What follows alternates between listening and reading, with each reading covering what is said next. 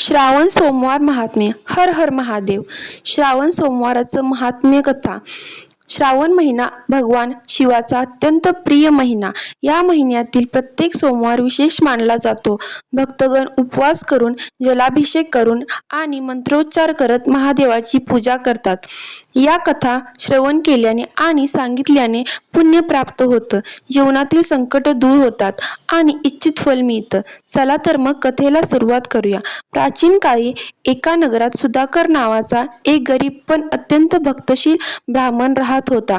त्याचं संपूर्ण आयुष्य भगवान शंकराच्या चरणी अर्पण होतं.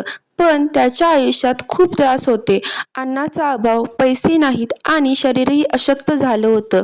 एकदा त्याने ठरवलं की या श्रावण महिन्याच्या प्रत्येक सोमवारी उपवास करून मी केवळ महादेवाची सेवा करीन.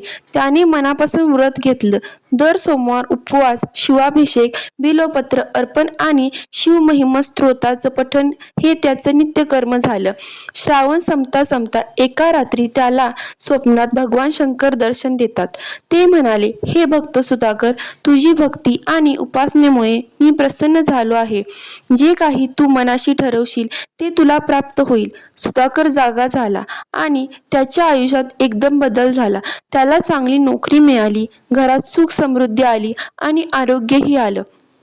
या कथेचा सार असा की श्रावण सोमवाराचं व्रत श्रद्धा आणि भक्तीने केल्यास भगवान शिव नक्कीच कृपा करतात, जीवनातील दुःख दूर होतात आणि इच्छित फळ मिळतं.